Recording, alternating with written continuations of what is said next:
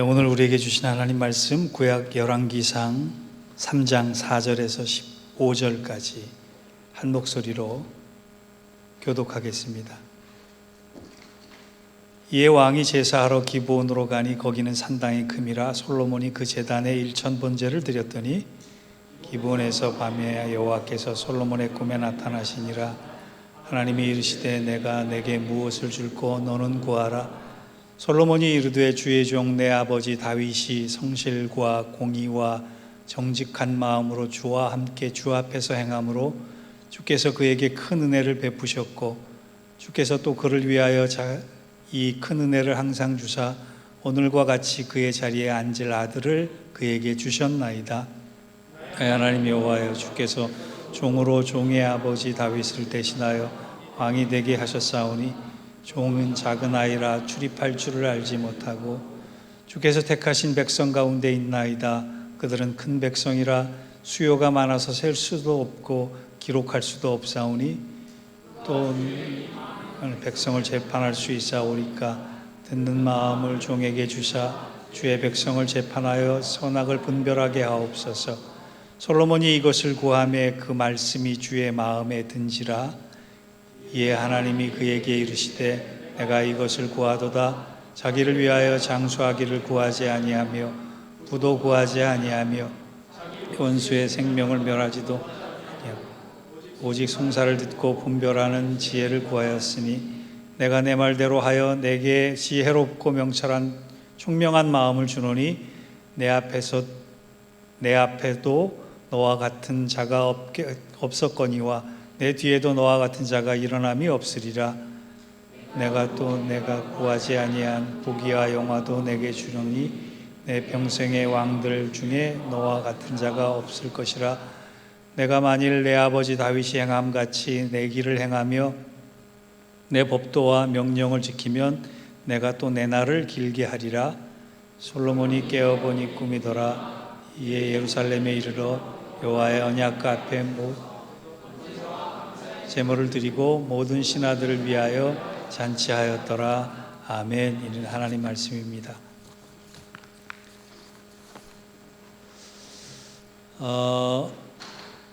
여러분은 예수 믿는 사람과 예수 믿지 않는 사람의 차이가 뭐라고 생각하십니까?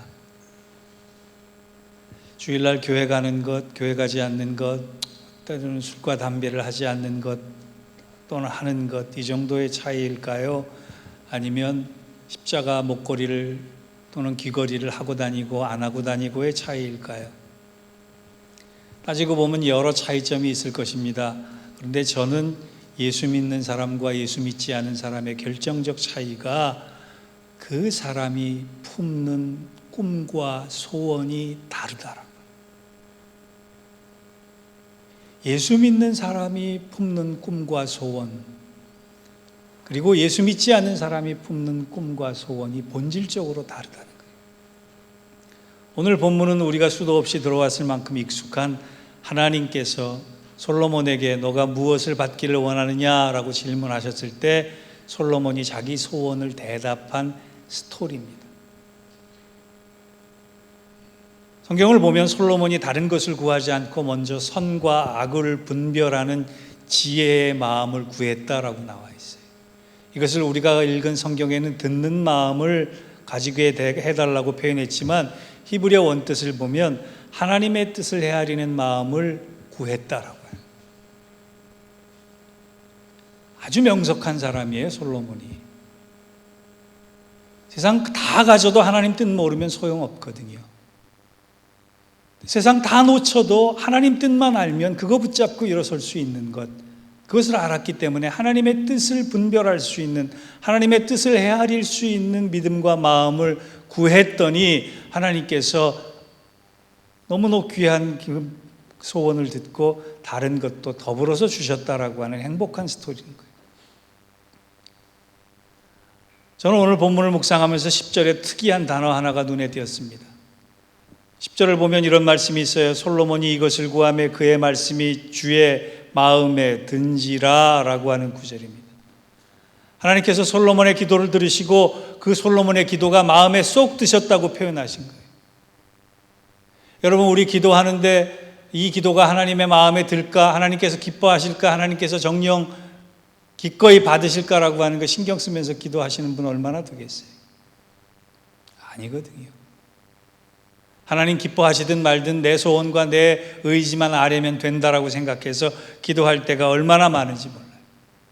그래서 하나님께서도 그 기도를 얼마나 기쁘시게 받았으면 하나님 마음에 들었다, 하나님 마음에 맞았다 이런 표현 잘 안 하시는 분께서 그런 표현을 하셨대요.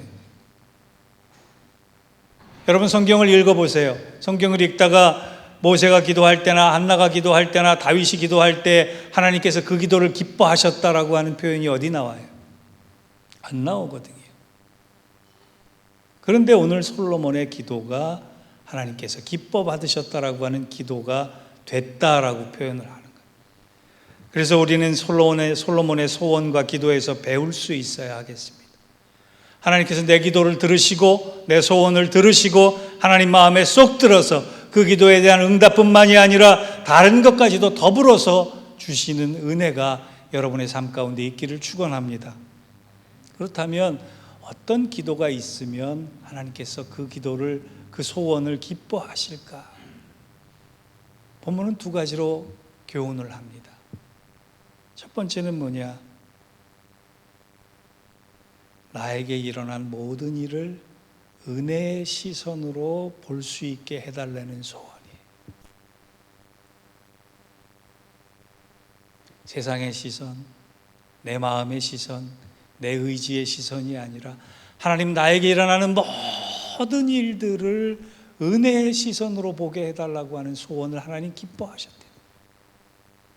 6절이 그 말씀입니다. 솔로몬이 이르되 주의 종 내 아버지 다윗이 성실과 공의와 정직한 마음으로 주와 함께 주 앞에서 행함으로 주께서 그에게 큰 은혜를 베푸셨고 주께서 또 그를 위하여 이 큰 은혜를 항상 주사 오늘과 같이 그의 자리에 앉은 아들을 그에게 주셨나이다. 여기서 그란 솔로몬의 아버지 다윗을 얘기하는, 솔로몬이 보기에 자기 아버지가 무엇으로 살아왔는가? 은혜로 살아왔다. 아버지의 업적, 아버지의 고달픈 인생, 아버지의 심지어 눈물과 애통하는 마음까지도 통째로 그 중심에 흐르는 것은 아버지의 능력과 아버지의 지혜와 아버지의 잘남이 아니라 하나님의 은혜가 아니고서는 그렇게 살아갈 수 없다라고 본 거예요. 더불어 그 아버지의 은혜가 있었기 때문에, 아버지에게 은혜가 충만했기 때문에 자기도 연속해서 그 은혜의 자리에 머물게 됐고 그 은혜를 통해서 왕이 됐다라고 고백하는 거예요. 여러분, 이 해석이 가능한 이유가 이겁니다. 솔로몬은 이스라엘의 세 번째 왕이에요. 다윗의 10번째 아들이에요. 그것도 정실이 아니라 첩의 아들이에요. 법적으로, 정통적으로 솔로몬은 왕이 될 수 없는 사람이에요. 왕위를 계승할 자격이 없는 사람이에요. 그걸 자신이 알았어요. 그런데 자격 없는 자신이 왕이 된 것도 은혜였는데 그것을 통해서 보니까 자기 아버지의 일생의 모든 일들이 은혜로 시작해서 은혜로 마쳤더라고요. 여러분, 솔로몬의 믿음의 특출남은 다른 것이 아니라 모든 일들을 은혜의 시선으로 해석할 수 있었다라고 하는 겁니다. 우리 인생도 이와 같아야 돼요. 내게 일어나는 여러 가지 아픔과 고난과 해석이 안 되는 모든 것들을 은혜로 해석하기 시작하면 내 인생을 보는 눈이 달라지는 거예요. 우리 인생을 은혜로 해석하면 그 은혜가 주는 능력과 힘이 얼마나 큰지를 체험할 수 있게 된다. 그리고 은혜로 내 인생을 해석하면 그동안 놓치고 있었던 감사의 제목과 내용들이 풍성해진다라고. 옛날에는 그렇게 좋았던 것들이 은혜를 받으면 배설물처럼 여겨지는 것이 그까닭이요. 옛날에는 보잘것없고 쳐다도 안 봤던 것들이 그리스도 안에서 얼마나 소중한 것인지를 깨닫고 바라보고 붙잡을 수 있게 된 것도 바로 은혜의 힘만 가지고 있어요.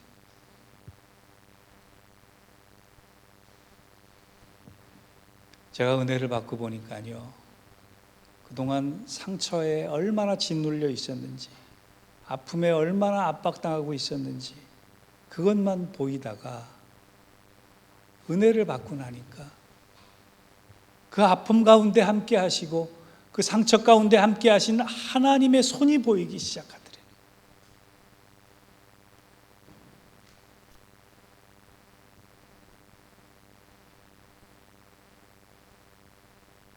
그 얘기를 사도 바울이 로마서 11장 3절에서 5절까지 풀어가는데, 은혜 받은 사람은 그 대목이 얼마나 귀한 대목인지를 알 수 있어요.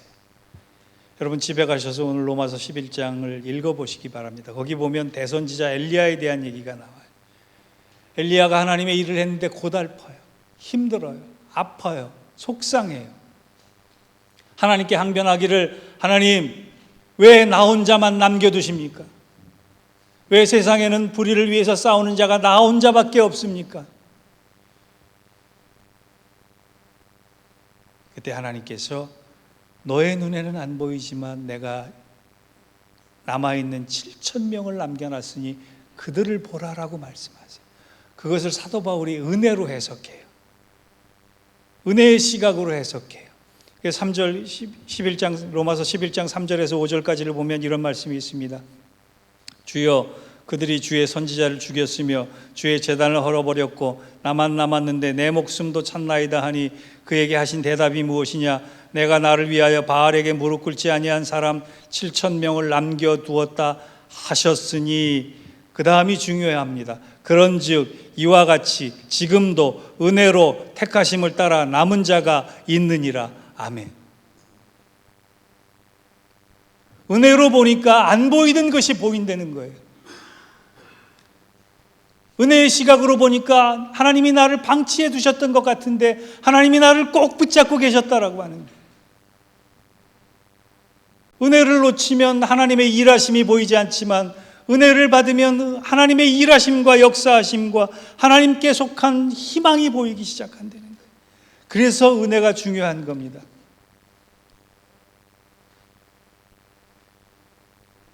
우리 요즘 신명기 묵상했잖아요. 신명기를 여러 차례 읽었는데 이번에는 유독 감동이 좀 컸어요, 저한테. 나이가 들어가면서 그런지 예전에 안 보이던 것들이 보이기 시작하더는 거예요. 옛날에는 모세가 전한 율법의 준엄함만 보였고 그 완벽한 말씀의 명령과 규율만 보였는데, 모세가 자신의 사역을 마무리하면서 끝까지 전하고 싶었던 것이 율법이 아니라 하나님의 은혜와 사랑이었구나라고 하는 게 보여요. 여러분, 모세가 이것을 고백하기까지 무려 40년의 세월을 겪었어요. 40년을 돌아보니 하나님께서 은혜를 베풀어 주시지 않았으면 자기가 이 순간까지 올 수도 없었고 이스라엘 백성들이 가나안 땅 앞에까지 올 수도 없었음을 그가 깨달았단 말이에요. 40년 광야길이 율법의 힘이 아니라 은혜의 힘 때문에 왔구나라고 하는 것을 깨닫고 그가 전한 신명기의 마지막 메시지가, 중심 메시지가 은혜의 힘이란 이렇게 강한 것이다 라고 하는 것이, 제가 특별히 감동한 부분은 신명기 32장에 모세가 이제 가나안 땅에 그렇게 들어가고 싶어 했는데 하나님이 들어가지 않도록 만드신 다음에 그 이유를 설명하시는 장면이에요.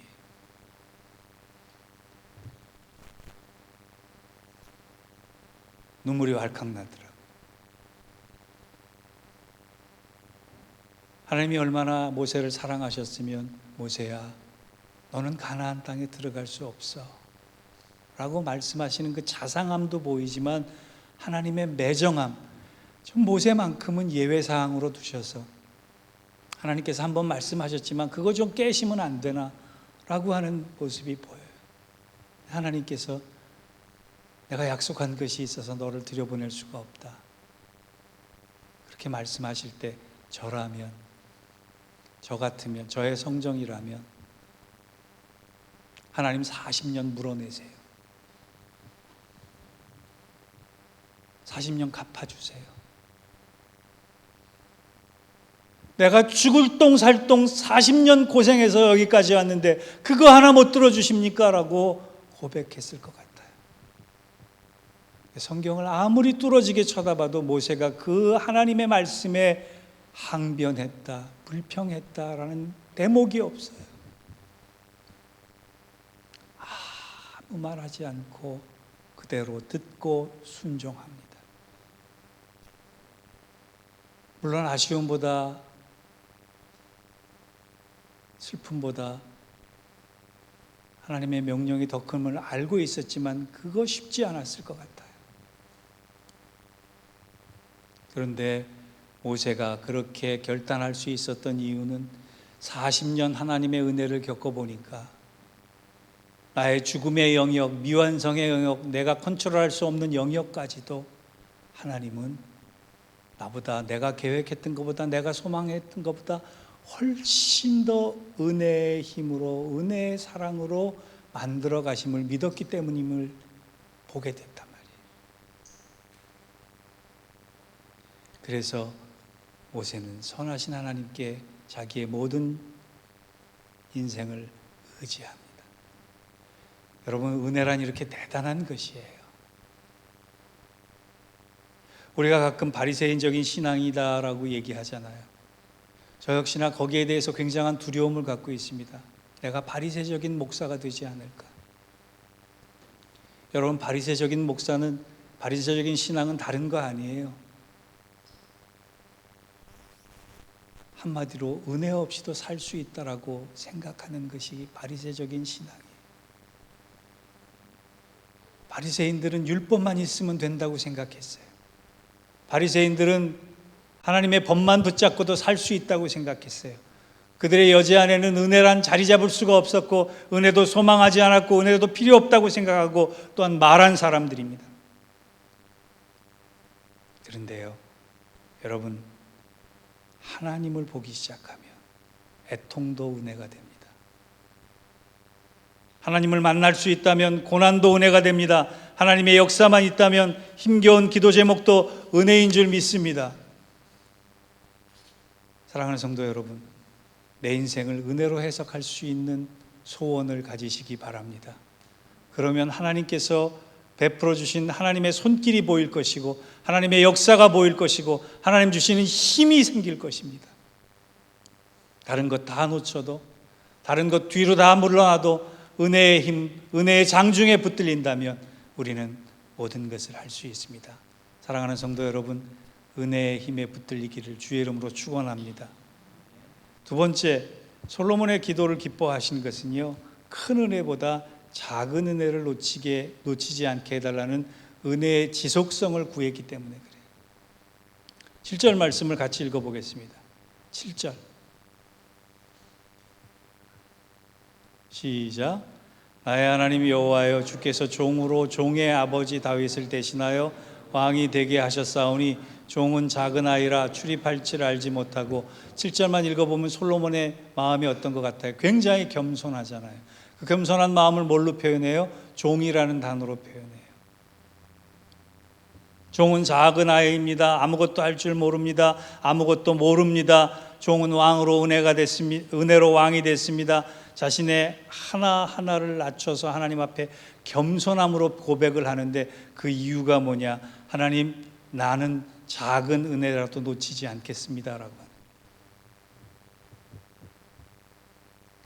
저는 복음서를 읽을 때마다 은혜 받는 부분이 있습니다. 예수님의 첫 등장, 첫 설교, 첫 기적, 첫 상담 등을 보면 예수님이 얼마나 소박하고 겸손한 분인가가 드러나요. 좀 뭔가 첫 등장이나 첫 메시지는 대단한 것 좀 해보셨으면 좋았을 텐데 언제나 작고 하찮은 일로 시작하셨단 말이에요. 첫 기적을 가나의 혼인잔치에서 베푸셨습니다. 엄청난 본질적 변화의 기적이에요. 단지 화학적 기적이 아니에요. 본질적 변화의 기적이에요. 그런데 주님은 몇 사람만 그 소식을 알게 하셨어요. 요한복음 3장 16절 하나님이 세상을 이처럼 사랑하사 독생자를 주셨으니 이는 저를 믿는 자마다 멸망치 않고 영생을 얻게 하려 하심이라. 이 엄청난 복음의 메시지를 주실 때 수만 명의 사람들, 오병이어에 2만 명이나 넘는 사람들을 앞에 두고 이 말씀을 하셨으면 얼마나 좋았을까라고 생각할 수 있는데, 이 말씀은 남의 눈이 무서워 밤에 몰래 찾아온 니고데모 단 한 사람 앞에서 한 말씀이에요. 예수님이 자기가 메시아라고 처음 밝힌 사람이 누군지 아십니까? 제자들이 아니에요. 군중들이 아니에요. 막가는 인생을 살았던 사마리아의 여인 한 사람 앞이었어요.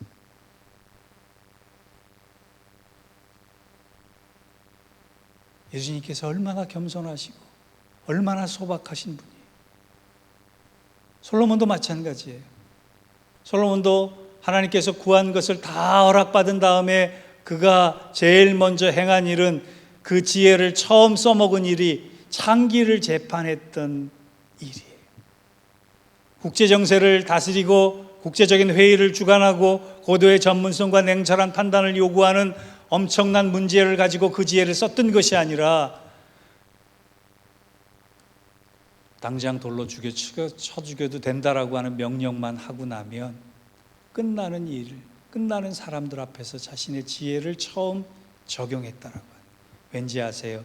작은 은혜를 소중히 여기겠다는 결단 때문에 그랬습니다. 여기까지는 좋아요. 근데 문제가 하나 생겼어요. 솔로몬에게 임했던 그 은혜가 지속되지 못했다. 솔로몬이 작은 것 하나도 놓치지 않았던 그 은혜에 대한 간절함과 소망이 큰 것이 아니면 만족하지 못하게 됐단 말이에요. 그래서 하나님의 성전을 짓는데 9년이나 걸렸지만 자기가 살 궁전을 짓는 데는 14년이나 걸리게 만들어버립니다. 이방 여인을 무려 1000명이나 들이고 아내로 삼습니다. 온갖 사치로 국고를 축내고 백성들을 부욕으로 힘겨워하게 만듭니다. 그 부욕을 통해서 크고 웅장한 이방신을 섬기는 제단을 쌓고 일상을 통해서 하나님 대신에 우상을 섬기기 시작했어요. 작은 은혜를 놓치기 시작했기 때문에 생긴 결과입니다. 큰 은혜만 은혜인 줄 알고 착각했던 결과입니다. 여러분, 그렇게 된 이유가 뭔지 아세요? 솔로몬 시대에는 선지자가 나타나지 않습니다. 아니, 있었는데 그가 외면했을지도 몰라요. 말씀과 기도를 잊어버렸어요. 우리도 마찬가지입니다. 말씀과 기도를 잊어버리면 은혜의 눈뜨기가 힘들어요. 그러나 말씀과 기도에 눈을 뜨는 순간에 하나님께서 나에게 베풀어 주시는 작은 은혜가 얼마나 큰 힘을 가지고 있는지를 경험할 수 있게 된단 말이에요.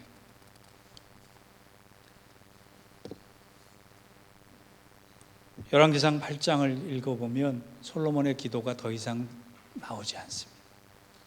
열왕기상 8장까지만 그는 기도했어요. 여러분, 기도를 잊어버리지 않으시기 바랍니다. 말씀을 잊어버리지 않으시기 바랍니다. 그러면 작은 은혜에 눈뜨게 돼 있습니다. 말씀과 기도를 붙잡는 순간 내가 잃어버리는 것도 다 하나님 안에서 회복할 수 있는 은혜로 체험받게 될 것입니다. 이제 결론을 맺습니다. 솔로몬이 불행한 것은 누구도 솔로몬의 지혜를, 솔로몬 시대의 영화를, 솔로몬 시대의 번영을 기도 제목으로 삼지 않습니다. 대신 죄를 지었지만 회개하고 하나님 앞에서 눈물 흘렸던 다윗의 영성과 다윗의 믿음을 구하는 사람들이 많아져요. 다윗이 훨씬 행복했던 사람이기 때문에 그렇습니다. 다윗이 훨씬 가치 있게 살았기 때문에 그렇습니다. 사랑하는 성도 여러분, 부와 명성의 시간이 진짜 행복을 주지 않습니다. 하나님과 함께 했던 시간, 하나님께서 펼쳐가셨던 시간, 하나님과 동행했던 시간이 진짜 감사의 행복임을 은혜를 받으면 느낄 수 있다는 것입니다. 우리의 삶의 어떤 상황에서도 은혜는 존재합니다.